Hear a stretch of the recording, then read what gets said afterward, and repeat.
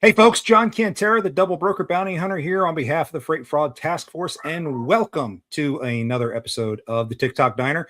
It is going to be an interesting one today. Modus, as we all know, has had all kinds of problems, but we got a new one for you, and it's going to be a biggin.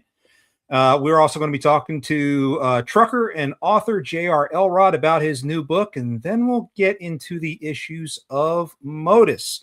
So be sure to stay tuned. Before you do that, though, please be sure to check out the Double Broker Bounty Hunter store, which is now live. Go to our website, vigilanttransport.com, and you'll be able to get access to our store. Right now, there's only mugs and thermal cups out there, but please be sure to check that out. And we'll have hats, T-shirts, and all that kind of stuff coming soon. But in the meantime, sit tight, relax, and it's time for us to get a little bit of lunch. For the Freight Fraud Task Force, welcome to the Tic Toc Diner Podcast, where we serve up freight fraud with a side of prevention. Grab a menu and have a seat. Your server will be right with you. Here is your head chef and host, the Double Broker Bounty Hunter, John Cantera. A little bit of jazz in the morning. We're jumping right in here. Frozen Freight Iron Reach. How you doing, JR? I'm doing good. I love it. You jump right in to promote the book. I absolutely love it. I should have done it this way because the plastic thing was reflecting. Let's try it this way. There we go. There's where you get my book, folks. There's you some information. QR codes. If you can get a little closer, you might be able to actually scan those QR codes on your phone. Yeah, there you go. There you go. Okay, there we go. If you guys have any hard time getting that, we're going to make sure that the link to JR's book on Amazon is going to be in the comment section. So we'll get that squared away for you. So please be sure to check that out. Frozen Freight Iron Reach. It is book 1 of the Iron Reach series. And I think you finished the initial manuscript for book 2, haven't you? Yes. Book two is at the editor right now. It is done. We're hoping it will be out in August. I can't give an exact date yet because we are going through the editing part, but it will be out in August. And it's Frozen Freight, the fifth dot. I had to look. It's a continuation of the Iron Reach book, and there's a lot of good information in there. It kind of goes through the second book. Kind of goes through the rebuild of. Well, never mind. I can't. I have to be careful because. Don't give away your story. We don't want you to give away the story. We want the mystery. But what led you to even start writing the Iron Reach series? Well, okay. So basically, there are all kinds of books out there on how to and how to do a trucking company, how to do this, how to treat your drivers. It's all, but nobody wants to read those. Literally, I mean, the general public, they don't want to know how to do that. So basically, I took my guys here at Bar Transportation, and I put it all into a story, a fiction story, and it's something that the general public will hopefully want to read to kind of give them the insights on how trucking works and what we do, what we deal with. So I think, but I'm kind of partial. I think it's a very good book, and everybody that has read it has told me the same thing. I'm only halfway through it. I got to find some more time tonight because I'm dying to finish it. I'm actually going to the beach this weekend, so I'm really hoping while I'm sitting on the beach, I'm going to be finishing. Well, it's a good beach. It's a real good beach story. At least you'll stay warm during the snowstorm. There you go. No, I'm very much looking forward to finishing that, and then I'm looking forward to your next volume when that comes out. But one of the other things that you've been doing a lot lately, and you see this all the time on LinkedIn, is your Soapbox your Camp Soapbox series that you've been doing, the series of posts and articles that you've been running. What brought that on? Well, I'm a loudmouth. You guys know that because you talk to me almost daily. You know I'm a loudmouth. And I get up on my soapbox and I start talking. I mean, I comment on stuff on LinkedIn, and where most people put 5 or maybe a sentence or two. Not me. I put like 5 or 6 paragraphs in a comment. So I thought, hey, you know what? I get up on my soapbox so much. Let me just write a little a thing for my articles. So I jump up on my soapbox and talk about driver retention, driver respect, what the owner operator should be doing to hopefully profit, telling them what I've done in the past, what other experienced small companies out there do. And it's just informative. It's all to inform and hopefully make people, give them a little chuckle here and there throughout the articles. Oh yeah, no, I've been absolutely loving it. You have been putting out a lot of great insights. Out of curiosity, how many trucks do you currently run? We run 4, but we got 3 on the road because the 4th one's sitting in the yard with a blowed up motor in it. Hey, that stuff happens. But being a small carrier, you have gone through some serious hell recently that, frankly, large carriers are never have to worry about, because a lot of these large carriers, your JB Hunts, your Landstars, many of them are self-insured to a point. So, but a small guys, no chance. And you've had some holy hell, which is why we have Sage here. Sage is your insurance agent. So it's kind of nice having you guys here. No idea who this person is. Okay. I don't even know how I ended up on this stream. I clicked the link. Here I am. No, I'm just kidding. Yeah, it has been chaos. It's been chaos. And thank you. I'm waiting for the Death Star book of the FMCSA. So I'm waiting for your next version. Age of the FMCSA's Modus Death Star would be the next version of the book. Oh, that's a good. Let me write that down. That actually sounds pretty good. Yeah, you might as well. I actually met JR. And funny enough, I met JR basically, I think, doing your stream. We were talking about the broker insurance and getting brokerage insurance, and we're not even there yet. And it basically, he reached out for that, and we started talking about trucking insurance and stuff like that. And I can confirm that he is a loudmouth, and I can confirm 90% of the time he's wrong to me. For me, I'm always right, and he's he's wrong. No. Go back and read my post for this. No, everybody knows I'm right and you're wrong. Well, at least we agree to disagree that you agree that I'm right. Okay, so that's fine. But no, I actually ordered his book, and the funny part is I'm like, hey, I'll pay for it. And I went online, paid for it, and sent it to him. He's like, I got your book right here. I'm signing it. I'm like, I'm almost nervous about what he signed in the book, and before he sent it to me, to be completely honest. But no, what I hope is that I did not send you Jenny's and Jenny yours. You and me both hope this. No. Oh boy. I don't think I want to know. Yeah, my wife's gonna read that and say, "What is this?" Oh God damn it! He sent me the wrong book. Sure, he did.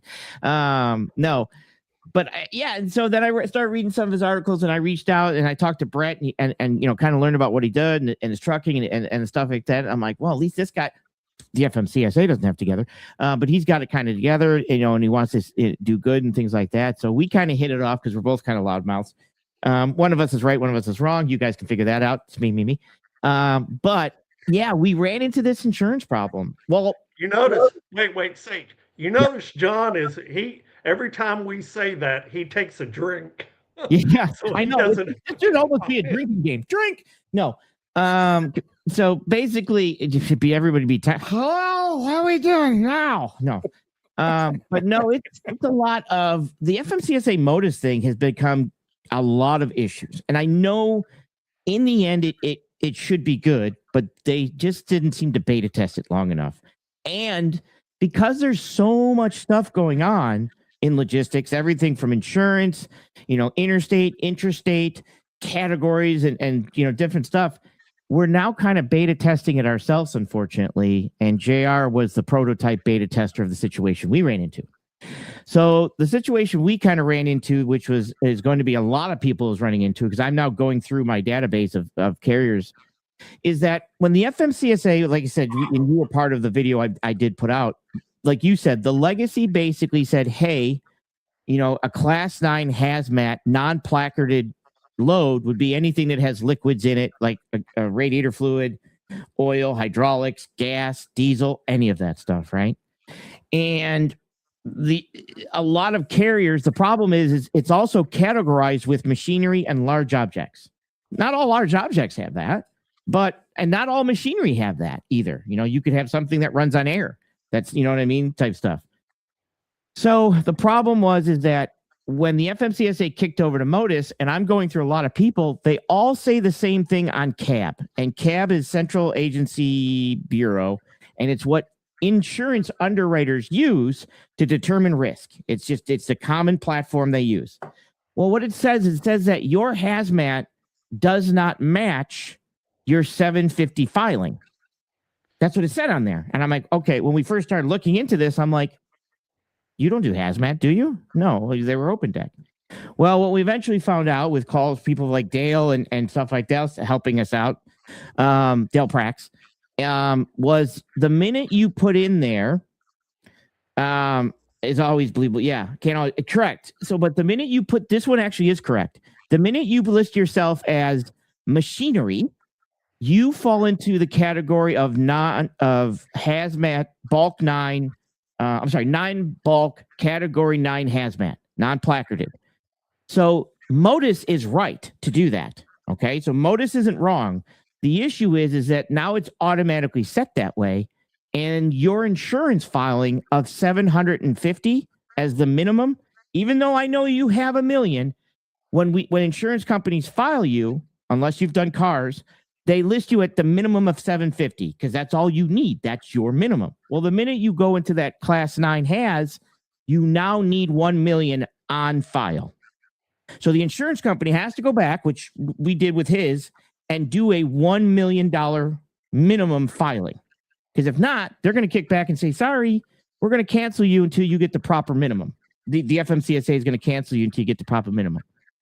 Now, the problem we talked about on the earlier show was, let's say you're a carrier and you don't notice this, and you get put into the status of being canceled. Okay? Correct. Thank you for that. If you do that, let's say like I work for a brokerage SPI. Okay? I used to have my own brokerage. I switched to SPI. Well, SPI's people that rate carriers, they might kick you out because you've been canceled. Now they might say, well, since you were just recently canceled, you might have to go back to having 60 days. Or they might make it where, since they're nervous that you're going to be canceling again, they have no idea why you canceled. So that could knock you out of being able to, for me to be able to use you as one of my carriers. So I've been telling people that if you're a broker and you have carriers you use, reach out immediately and check their filings, especially if you do what I do, which is over-dimensional freight. So a lot of my carriers do the over-dimensional freight. So that's the issue we ran into with JR, now that I've tied up half the show. And the next book is going to be about this. This whole thing is a whole book. And there were some other issues that we had, and I'm not looking to, bash the other agent or anything. That's not my job. But there's a lot of other insurance agents that don't understand trucking and insurance. They might be very good at the insurance aspect, but the trucking aspect, they don't. So unless you can kind of know this, your agent could be doing something wrong, and that can run into a lot of problems, which is, here's the other thing I'm thinking of is this was supposed to stop the bad guys, but now we're literally punishing the good guys. Like we really are. And this needs to be fixed quickly. Can I leave anything out? Well, it's the hallmark of progress. Anytime we see anything that's being modernized, the day one launch, all of a sudden we go back into the Stone Age as we try to move back forward again. It seems to be a repetitive pattern that we see, not just in the federal government. And I don't want to beat FMCSA too much, because it's the right thing to modernize the systems. What their goal are the right goals. But clearly, as you pointed out before, the beta testing was insufficient, and we have all kinds of problems. And this is just the latest one. I want to throw caution out there to the auto guys that are also out there, because I know for a fact that a lot of auto guys, when they filed their MCS 150, they identified themselves as being non-hazardous, yet they still check the auto box. Well, autos are class 9 hazmat. Correct. Sorry, they are. That is by regulation. I mean, they have their own UN number, for Christ's sake. So it's a hazmat. You don't have to be placarded. You don't have to have the endorsement, but it is a hazmat. So you have to have the right hazmat insurance. Well, I mean, I know a lot of them are running Geico. I know a lot of them are running Progressive, and these are companies that don't write hazmat policies. So the question then becomes, when underwriters at Geico and Progressive go in and they see that these guys in cabin, they see that these guys are now showing as hazmat carriers, what happens? Well, the first thing, so Geico will, you have to understand, okay, so there's hazmat and there's placarded hazmat, right? So Geico, now I have not confirmed this. I was going to confirm this because I spoke to somebody this morning. I didn't get a chance to call. Geico would do cars, right? You could check the car box. So technically they would write that filing for you. The issue is that once you did machinery and it's automatically going to pop you into that $1 million filing, that's going to raise your insurance, because autos raise your insurance, right? Those classifications now raise your insurance pricing because they consider you, possibility of paying out more money if there is some type of rollover situation. So the problem is, I know they should have. So one of the things that we did talk about, and me and JR kind of came up with, is I ship a lot of fiberglass tanks. My wife handles it. But we do a lot of fiberglass tanks. These are large objects. And I normally check my carriers to say, hey, do you have large objects checked? Because obviously we're overdimensional. That would be a large object, right? Okay, Geico will no longer write. That is a new change. Yes, okay, that's this person that somebody told me that this morning, and I wanted to confirm that. So thank you for confirming that, which is an issue. So large objects should be checked, but now if they're not doing machinery and don't have $1 million filing. So for me, it's almost like if you do large objects but you don't do machinery, because some of my trailers are just fiberglass tank haulers. Like, they can't haul anything else. They're just, if you think of a trailer, they're just 2 rails and the tank plops into the rails. There's no deck. Okay. Well, now what I'm going to have them do is uncheck machinery and go into other and put in their fiberglass tanks, large object. So that's what Dale told me whenever I called him yesterday to ask him about that. He said, go into other and just put in their cooling towers. Right. Fiberglass. Be specific. Correct. Fiberglass. That way it won't trip it. Correct. Fiberglass tanks, large object, because you don't want it to not be checked, because you don't want to give any insurance any reason not to pay for anything because they weren't told about this. So you want to definitely tell your insurance and also make sure it's on there. But if you're not doing machinery, you don't want to put yourself into a category that you're not, because they've put these together. And I think that it's going to take time to educate the motoring, commercial public about this type of information. But the biggest one is going to be, hey, now your machinery, you're getting checked for this, but now your filing says that you don't have enough insurance, so we're going to have to up you to $1 million and before you get canceled. And a lot of carriers don't even look at their 150s. They have no idea. Or they don't even have access to the emails or the physical snail mail. They don't even have, it's not even the right mailing address. So they can be notified and they're like, I never got anything. Well, what's your mailing address? This. Are you still there? Well, no. And this is nuts. So it is. Go ahead. Your turn. Okay. So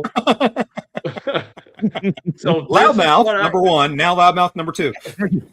Okay, so this is what I understand. This is what I understand. Okay, if you're a general freight hauler and you don't have contracts to haul this, and this, then you can legally check general freight. Correct. Okay. And nothing else. Correct. All right. With us, we haul general freight and we haul cooling towers. So now once we get through all of this freaked up mess, I got to go in there and check other and put cooling towers in as the other. We do military freight, but it's really not contracted. I mean, yes, we do it directly for the DoD, but there's something in there that where I don't have to worry about it. Mhm. Now, this is what I don't understand. Okay. I want you to think about this a second. Oh, Jesus. My Mhm. trucks Yes. carry 300 gallons of fuel. They carry 15 gallons of antifreeze. They have, what is it? 8 or 10 gallons of oil in it. Mhm. Okay. If I put 3 Humvees on my trailer, which one do you think has more hazmat in it? Well, in theory, it is going to be your truck, but the FMCSA is categorizing the cargo that's being hauled by the truck. You see what I'm saying? Does that make sense? So Yeah. technically, which I understand the confusion because you're trying to be logical and smart. We can't have that. Okay. Somewhere in the FMCSA, it ends in dumb sometimes, but I understand what you're trying to say. But what they're going to say is well, we're classifying the cargo being hauled, not the vehicle hauling the cargo. Does that make sense? Well, yeah. I mean, I'm not saying but here's the thing. If we get, let's just say, God forbid. Okay. Ron is coming back from El Paso with his military freight on. Somebody else. I don't want to jinx Ron. Is there any way we can not jinx Ron? We've talked about. No, just go ahead. Okay, so let's just say Jessica Howington. She is coming back from El Paso with a load of military on, and she rolls her truck. Okay. Which one do you think is going to make a bigger mess? Well, which way is the sun facing? Which way's the wind blowing? I agree with you 100%. It's gonna be the truck, right? Because they ship differently. Right. Do we really have to give them more ammunition at us? No, not really. I think, but like I said, the only thing that protects us is they're going to classify it as cargo being hauled, not the hauling the vehicle of the cargo. I understand that, but it's still. Right. And again, it's the FMCSA. It's not supposed to make sense. You're just supposed to do it. Correct. And here's what I'm going to say about this. Okay. Anybody that's listening to this that's a carrier, I don't care how big or how small you are. Okay. If you don't have an insurance agent like Jessica Howington or Sage or any of the other really good ones out there, okay, that are actually going to look and do what needs to be done and look over your everything from your MCS 150 all the way through to your drivers. Yeah. Okay. If they're not going to look at every single aspect of your company, don't use them. Yeah. No. Just because they say, oh, well, we can save you $1,000 a month. I don't care. Yeah. What good is it? What right now with what's going on today? What good is that $1,000 a month saving you if if you can't do business because they didn't check everything? Right. And they should know. And when you interview, and I've told this to people when it comes to insurance agents, right? Because nobody wants to talk to insurance agent. Listen, like I've said this before. I'm a freight broker and an insurance agent. I'm going to hell. I can't get out. I'm already applying for positions down there. Okay. But the fact is that when you talk to the insurance person, you're interviewing one of the most important people for your company. I mean, people are like, oh, my dispatcher or my operations guy no, that insurance person, you are interviewing them for a position, a 1099 position, technically. You know what I mean? They better bring enough value to know how trucking works, to know how insurance works. And if they don't know, they better be like, I'll call you right back. And they're jumping on a phone, right?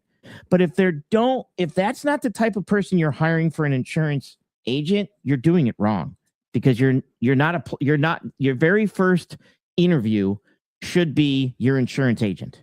That's an interview. You're interviewing me for that role, that position. And do I bring enough to the table? Not just the price, but do I also bring value with that price, or does somebody else bring value with that price enough to cover your ass? And there's not. There's just sometimes there's just some agents they just don't. They're punching in numbers and they don't know anything else. That's bad. It was my fault that I used the person that I used in Houston that got me in all this mess because I knew better. I know better. I've been doing this long enough to know. I know better.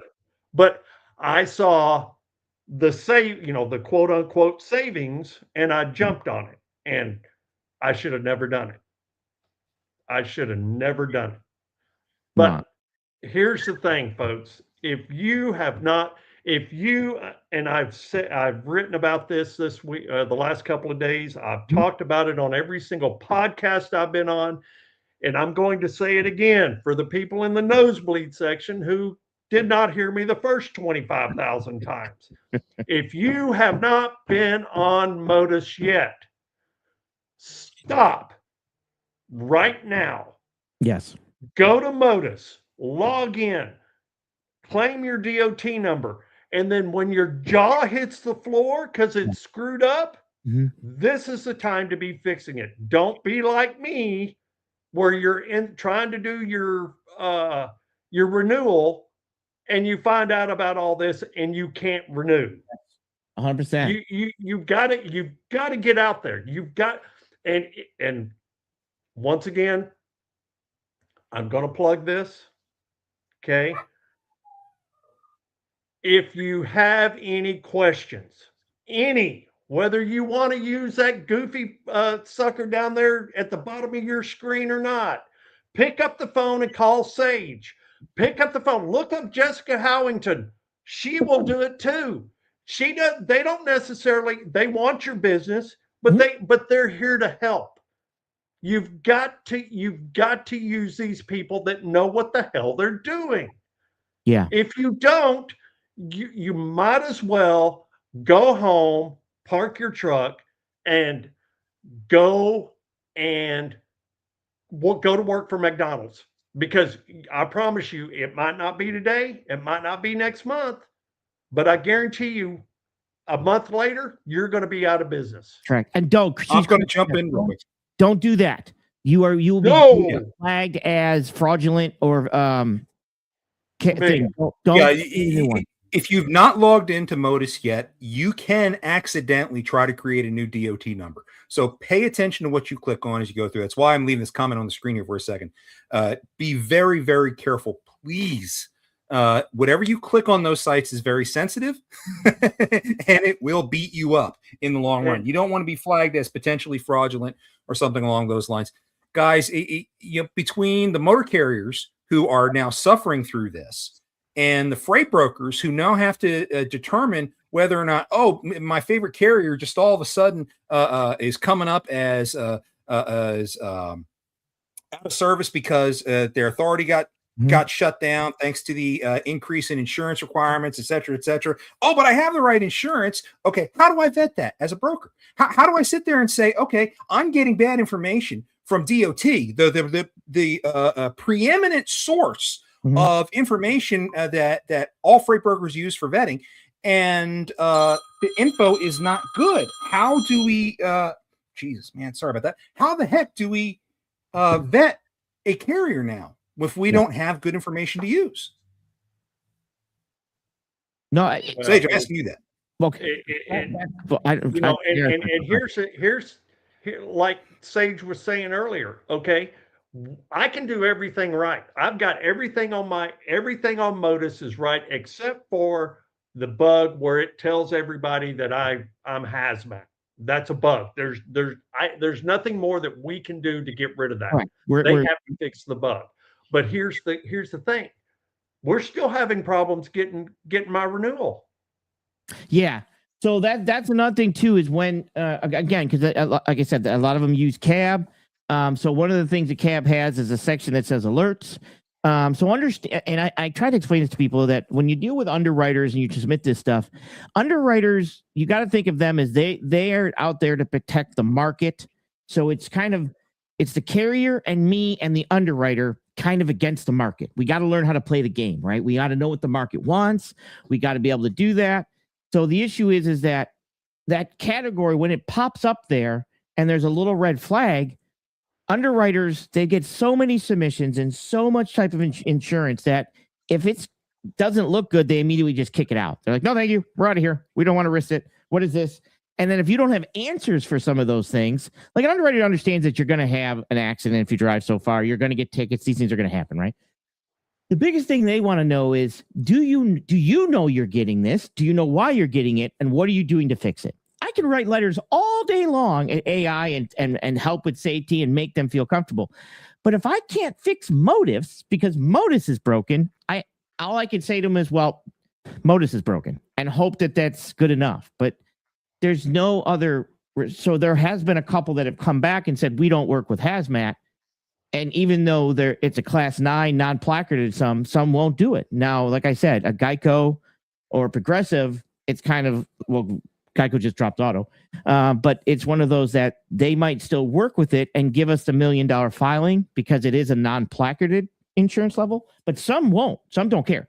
But some won't do oversized. They're just like, nope, we don't want it. Some will look at that class 9 and be like, stop, nope, we don't want it.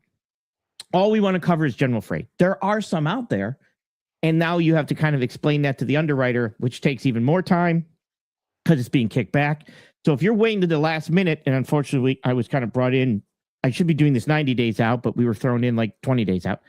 If you're doing this last minute, trying to get this rush through, you might end up with an insurance policy that almost doubled 80% spike. Yeah, 86.3%. 86.63%, because that was at this time, that was the only option. He has 100%, but while I'm still shopping it to get it. Now I do have some stuff that we're working on, but that kicked a lot of people out. And at that point, for me to resubmit and explain that it's what was going on here, it made it harder. It made it harder because they just kick it out and they say, we don't do hazmat. And then I have to say, no, it's not a normal placarded hazmat. It's class 9 machinery, like autos, blah, blah, blah, blah. But some of them won't even do, autos. So it's a mess that if you wait to the last minute to do things, it becomes a major problem, right? Where the agent that, like I said, there was an agent ahead of me on this one that kind of didn't do any of this and just didn't even let him know, and didn't even tell him that his rate went up. Like, I was like, wait a minute, your rate went up 86% and you never got a phone call? They just renewed you? He's like, yep. I'm like, oh, okay. Which JR wasn't happy about, or Brett, which I could see, but these are other things agents should be doing, and staying in touch, making sure that they're up to date on things like this. Now, luckily, we don't do cars. But yeah, it has kicked a couple out that they just didn't want to deal with the hazmat aspect, even though. And then one company looked at it and said, hey, he's running hazmat and he's not listing himself as a hazmat carrier, because that's technically what it said on there. It says 750 minimum is basically something basically stating that, hey, he's hazmat and he's only listing himself as 750. So to them, it looks like, what is he doing? Is he trying to scam the system? What's going on, right? So it's these flags that pop up that underwriters need answers for. And like I said, so I've been doing a lot of cleanup on it. And then for the longest time, we couldn't figure out what was going on. And then we found out it was the machinery aspect. And again, if the FMCSA is listening, and I have sent them messages, and they're probably not listening to me on this right now, you can't have machinery and large objects on the same line, because large objects might not have anything in there. And not all machinery has liquids in it. Not all machinery is going to have liquids, right? So if you're thinking to yourself, hey, I'm doing a cooling tower, or if I'm doing, this machinery that runs on air, this doesn't have liquids in it, but now you're listing it as, yeah, I've got a dedicated run hauling this big machinery. Then what? Right? It was just kind of a loose category for the FMCSA, which left a lot of us, they just made a final decision on and didn't tell any of us. They now said all machinery has liquid in it. No, does. Yes, it does. No, yes, it. Okay, fine. And here John, I just sent you an email with a couple of screenshots in it. You might want to grab those and throw them up so that we can actually point to it and say, see, this is where you're looking. This is where you need to look. I'm looking for those emails. And while you do that, I want to respond to the person in the chat that in 2026 edition of the FC 150 now includes specific about auto haulers and towaways. Yeah, that's true. That we knew. We knew that auto was going to be auto has been known as a $1 million filing for a long time, right? That wasn't the problem. The problem is machinery and large objects. We did not know. I did not know. So, but they said, yes, machinery could have this in it. And I guess large objects could too. I don't know. So they now made that the same $1 million filing. So that's where a lot of insurance people probably, if they didn't check auto, but like I said, I do open deck and OD freight. If they checked large objects and machinery, I, as an insurance agent, probably would not file back then, would not have filed them as a $1 million filing. Well, according to Modus, yes, I should have. And that's well, the reason why I key a lot on the automotive side, because I happen to know a lot of auto haulers have been checking that non-hazmat box and putting the automotive in there, and they don't realize that they are actually a Class 9 hazmat. And I would so this is a big wake-up call for them. Yeah, but as an insurance agent, any good of insurance agent should have said auto hauler. Oh, you need a $1 million. That's kind of should have been known, right? Now, some do, some don't. But the one that wasn't known was the machinery. So if you already had auto checked, you were probably getting a $1 million file. Well, you should have been getting a $1 million filing, right? I actually had a carrier who hauls street sweepers.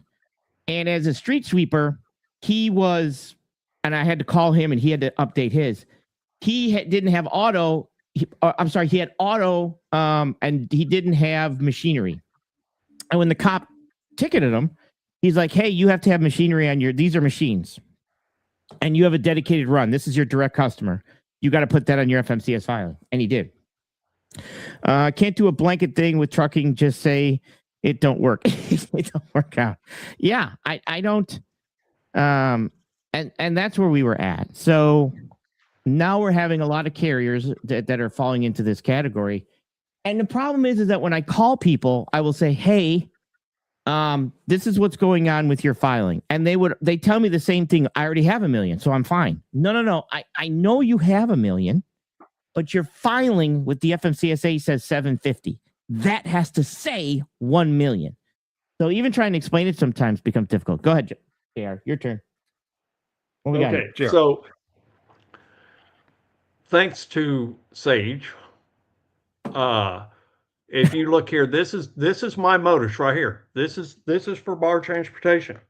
If you look down here, you see where it says $750,000 right there. Yep. That was what it was up until yesterday. And we had to get a hold of Geico and have them refile it as $1 million because we had machinery checked. Because we haul machines. Right. And if it wasn't for them doing that, you can see where it says status reason dismissed. They were getting ready to issue the letter. And then I would have 30, approximately 30 days to fix it. And with Modus, 30 days ain't going to be long enough, folks. It's not. Yeah, no. And this is Dale Prack speaking to the guy. What's the name of the guy at the registry at the FM? Oh, whoa, where'd he go? I'm here. Yeah, he kicked Sorry, me off. my bad. The guy at the FMCSA. So this was Dale Prack said that the guy at the FMCSA said, yeah, we're probably going to issue you a letter if we don't fix this. So this wasn't just us thinking it was. This was the Department of Transportation telling Dale Prack, who was on the phone, saying they're going to probably cancel you. They're going to probably start that process. And we got it pushed through because of who we know. Now, not everybody's going to know the right people like we know. No. So then what? And here's the thing for you, John. What happens if these guys are doing your loads and they're going to be coming up for cancellation? And they're your regular car haulers or whatever. And next thing you know, you're like, ooh, we just got a cancellation notice for you. So we're not loading you because just in case this ends in 30 days, I don't want an insurance problem. Because remember, insurance claims can go 9 months if you cross state lines, falls under Carmack, right? In freight. So what happens if you put somebody on that's pending cancellation, something happens, and now I'm a freight broker. Why did you put somebody on that was pending cancellation for insurance? I'm sorry, not for their insurance, for their authority. Why would you do that? And they get into an accident. Now I'm at risk. You don't think a lawyer's going to be like, you loaded freight on a guy who was pending cancellation for the FMCSA and you thought that was okay? No. Well, you did. So now it puts it, if I'm looking at this stuff, I'm going to be like, sorry, till you get that fixed, I'm not loading it. And even then, there, somebody's got to love a lawyer. I'm not sure who it is, but they're going, let's use that example. Okay. You say, okay, until you get this fixed, I'm not going to use you. Well, a week later, they come back and they've got it fixed, and you load them and they go out and they have an accident. Guess what that lawyer's going to do? He's going to back up to the week before when he was supposed to be when he was going through cancellation. It could be, and they're going to ask you the same question, right? But that shouldn't happen anymore, because it's all about at the time of dispatch. I mean, Kavanaugh has been pointing that out in his part of the opinion. I understand that's what dispatch. They say, but that's not what the lawyers are going to do. It's just like, John, it's just like this, okay? If God forbid a trucking company out there gets in an accident and is a well-known carrier, blah, blah, blah, blah, the lawyers take them to court, they go back 6 months on video. What makes you think they're not going to go back 6 months on the authority? It's all about the money. I'm going to get this money. I'm going to sue the carrier, the broker, the customer, the the street sweeper. I mean, they're suing everybody. Like I said, somebody's got to love a lawyer. I'm just not sure who it is. Yeah, and none of us are lawyers. Like I said, and that's probably the worst part about it. It's the unknown of look, that makes it worse. I'm not a lawyer, so I have no idea what a lawyer is going to do. So I'm going to revert to what I believe the safest thing is, which is just not use you. I'll have to find another trucking company. You know what I mean? Because I'm just too nervous. You've made me nervous, right? And I don't like being nervous, because if I'm nervous, I could be sued. Like I said, I'm an agent for SPI. I could be at risk of being sued as an independent agent, right? So I've got to do what's best for me too. And hey, I want to use you, and that's great, and you've been good. But the problem is that I can't at this point. I mean, we're gonna have to get this fixed and make sure I'm covered before I can. And I think to be making a lot of mistakes. I think one thing that the FMCSA needs to do is they need to put out something that says, Modus is messed up. We know it is. We're working on fixing it. Here's what we're seeing. And then give the list of things that they're seeing that the issue is. Yeah. That's what they need to do. They not just leave it up to the insurance companies and the trucking companies to try to explain it, because they're not, unless the FMCSA puts something out there. It doesn't exist. Right. Exactly. And that's go ahead.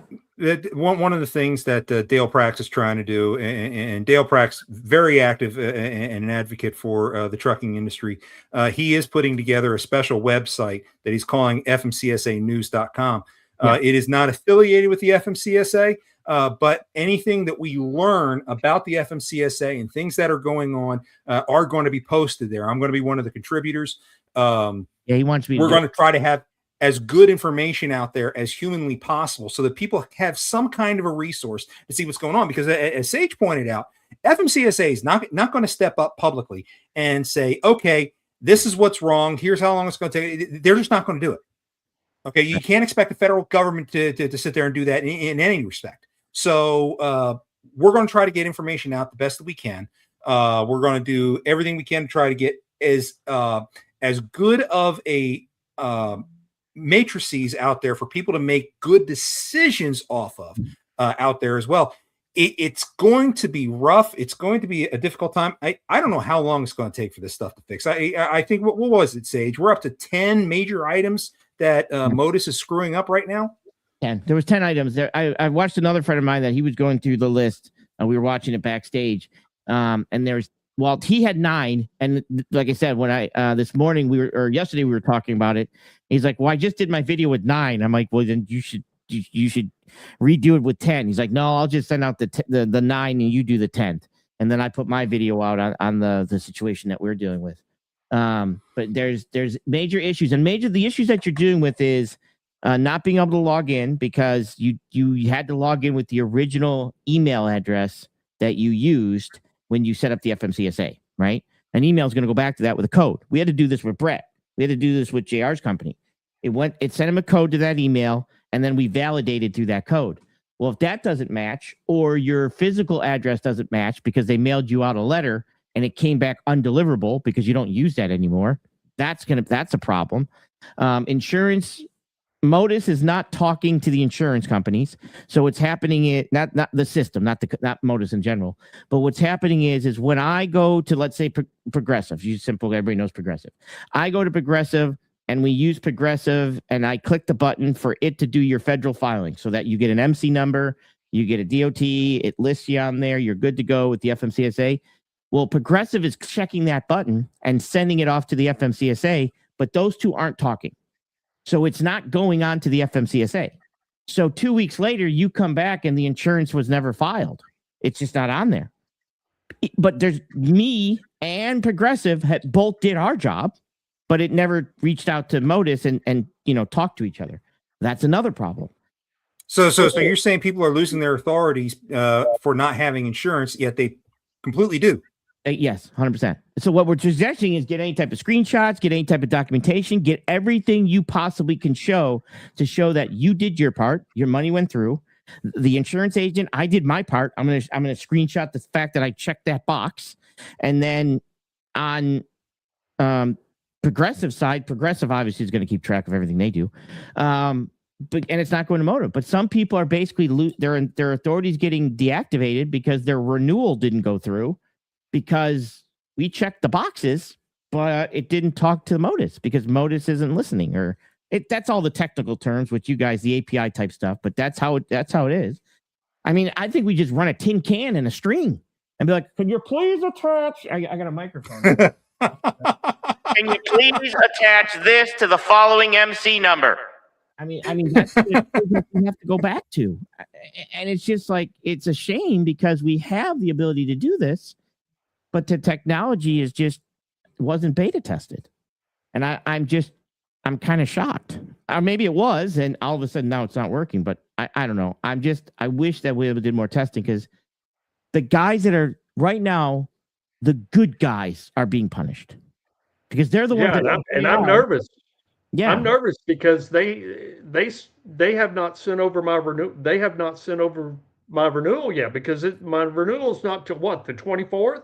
24th.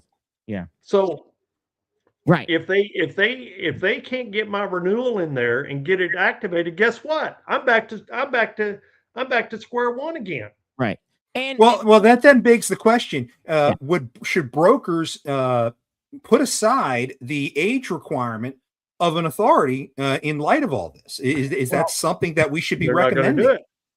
Here we go. So phase 2 of Geico, when I log into Geico and look at it, because I've had Geico, but when I log into Geico and try to log into his, because I have what's called a BOR, which I took over his insurance account.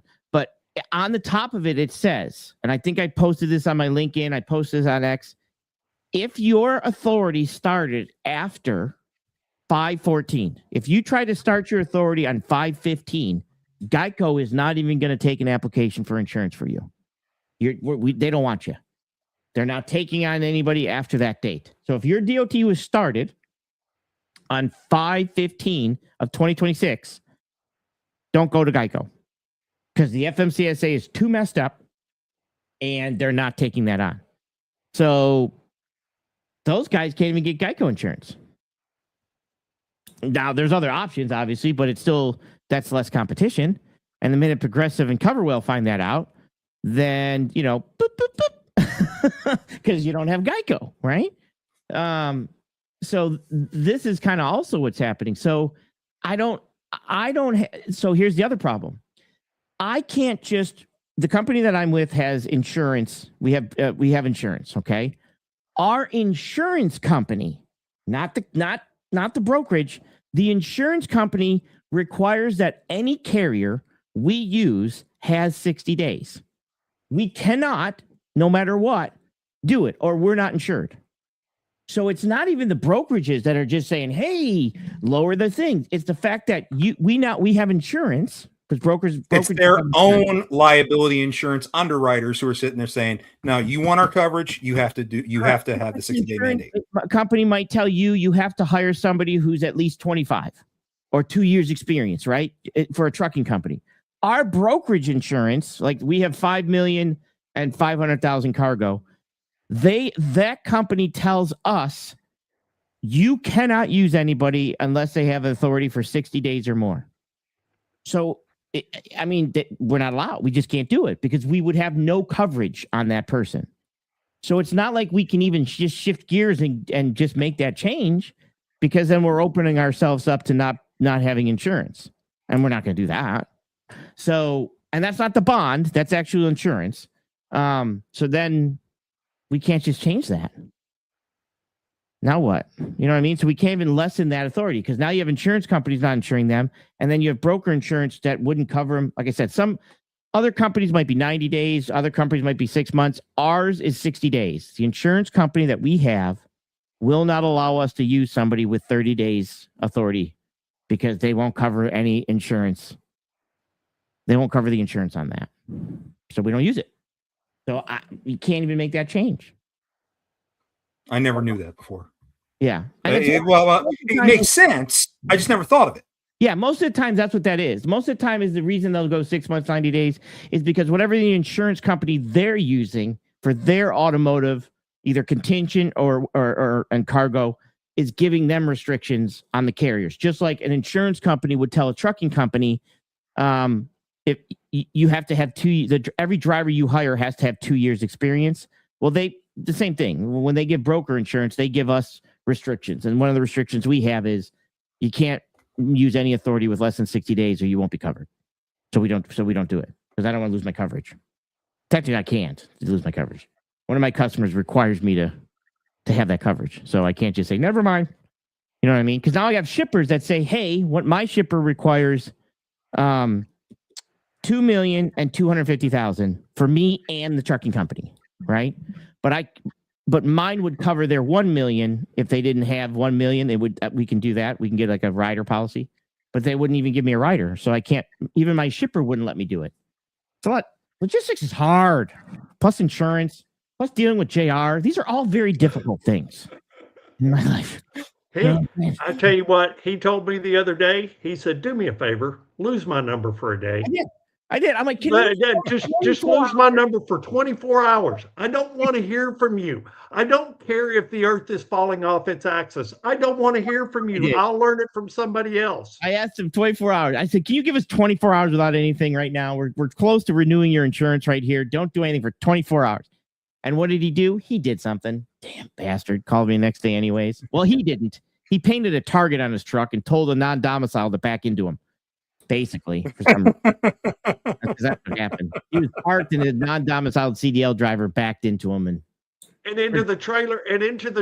I just had fixed. Spent $6,000 fixing the rails and stuff on this trailer. I know. And it hadn't been out. And I'm not kidding, John. Has not been out of the shop 9 days yet. And he backed right into it. Do you see why I say, can we go 24 hours? This is all 1 week.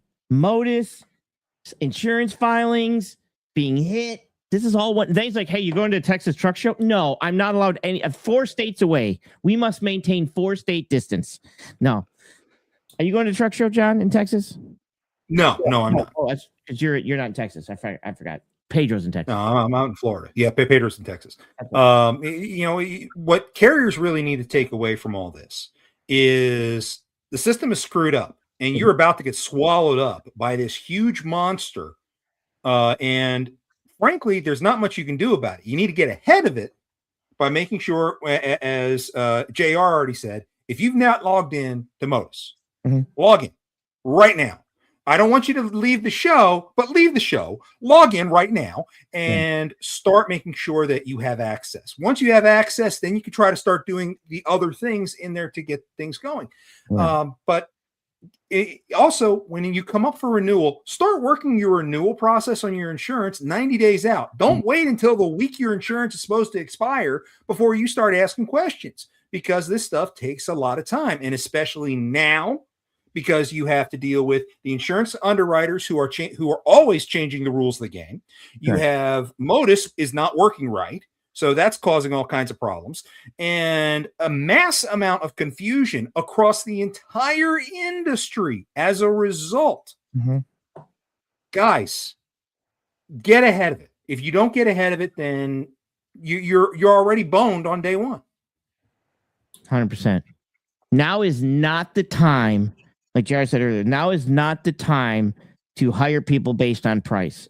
Now is the time to hire people based on value and knowledge that they bring to the game.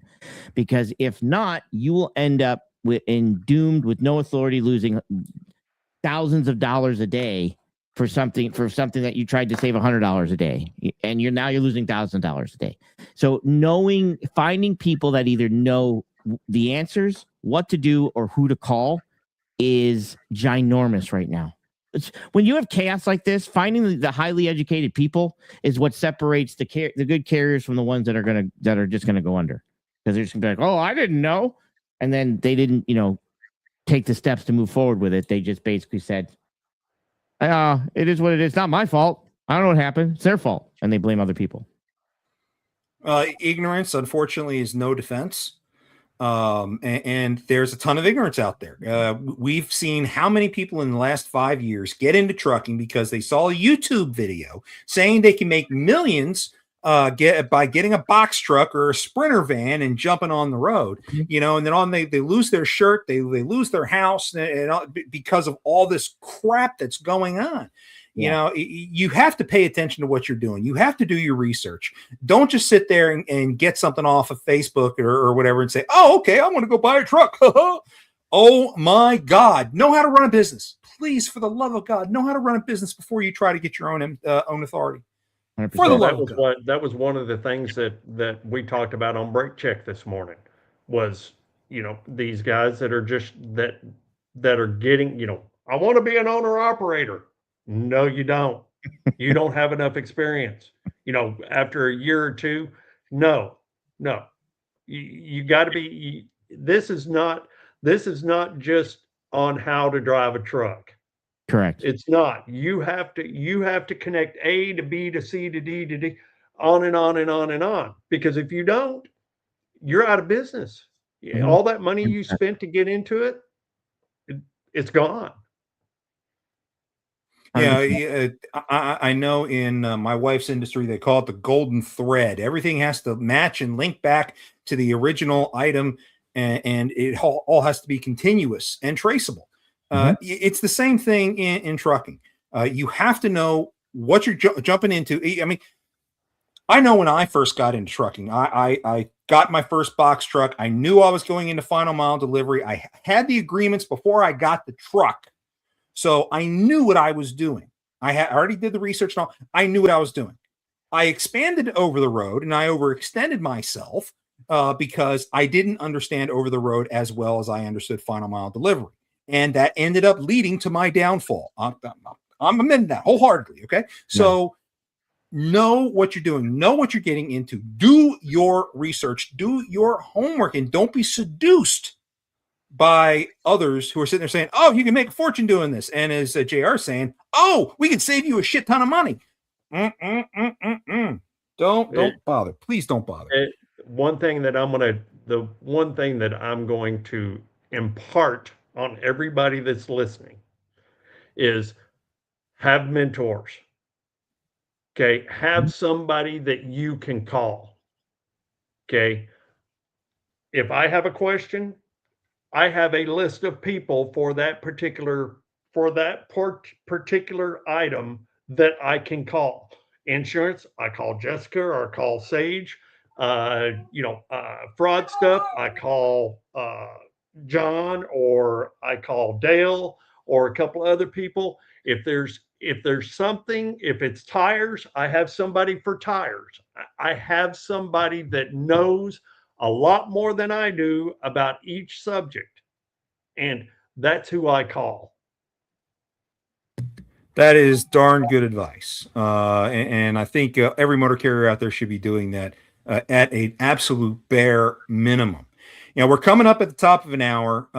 We've covered a bunch of stuff that FMCSA is doing that is eventually is going to make the industry better. Mm-hmm. Eventually it will work. But right now we've got a lot of bugs that have to get fixed. So let's go ahead and do final plugs. And JR's already started. So JR, let's start with you. Go ahead. Go out and get my book, Frozen Freight Iron Reach, available on Amazon or any other bookseller. Or if nothing else, get on my website, bartransportation.net/frozen freight, and you can order it directly from me and I'll sign it. And I'll make sure that I send you the right one instead of like Sage that I sent the wrong one. That's hilarious. Okay, Sage, any final thoughts and plugs from you? Yeah, I'm waiting for the book, The Birth of the FMCSA Death Star, the third saga of the trucking thing. You guys can find me on Sage Outcast X on YouTube or Sage Blues on LinkedIn, or you can go to X on me, but I'm kind of a troll on X. I like messing around on X, but that's also Sage Outcast. If you're looking for insurance, if you're looking for fleet quoting, anything like that, like I said, or if you have 8 questions regards to why brokers do stupid stuff or freight or anything like that, feel free to reach out to me. Like I said, I do a show. It's a call-in show, Tuesdays and Thursdays. I didn't do one today because I did 2 of these. But yeah, it's Sage Outcast X on YouTube, Sage Blues on LinkedIn, and Sage Outcast X on X. So you'll find me. Cool. Gentlemen, definitely do appreciate it. Folks, if you're out there watching or listening, please make sure you, 1, do your homework. 2, make sure you have logged into Modus and have your stuff squared away there. Guys, it's a crazy world. And for the love of God, do not take professional advice off of a podcast. True. Contact an expert and get your advice from them. Okay, especially legal stuff. God, call a lawyer, retain them, and then ask the questions. So please protect yourself. It's going to be a crazy roller coaster of a world for a while. This is not something that's going to fix in a few days. This is something that's going to probably take months to fix, if not longer, I'm sorry to say. So please pay attention out there. This is going to be an evolving problem. We're going to try to cover it as new issues come up. We'll bring on experts to talk more about those issues. But please pay attention out there. It's going to be a rough one. Well, with that being done, I'm hoping that my new closeout automation actually works. But next week, for those who are keeping track, and I hope you are, we're going to hit the 1-month anniversary of the Montgomery decision. We're going to have Brandon Wiseman, a trucking attorney and compliance expert, coming to talk to us about some of the things that are going on in the industry. So be sure to check that out. Noon next Thursday, same place, same time, all that good stuff. And it's going to be another fun one between Montgomery and the Modus issues. This has been the craziest month in trucking in 40 years. So buckle up, Buttercup, because it's going to be wild. That's our show for today. Please be sure to like and subscribe on all of our social media outlets. And we also ask that you show your support to our show and to our mission to fight freight fraud by visiting the Double Broker Bounty Hunter store at vigilanttransport.com or the freightfraudtaskforce.com. Your check is on the table, and be sure to tip out your server. From all of us at the Freight Fraud Task Force, don't let scammers take you for a ride. We will see you next time here at the Tic Toc Diner.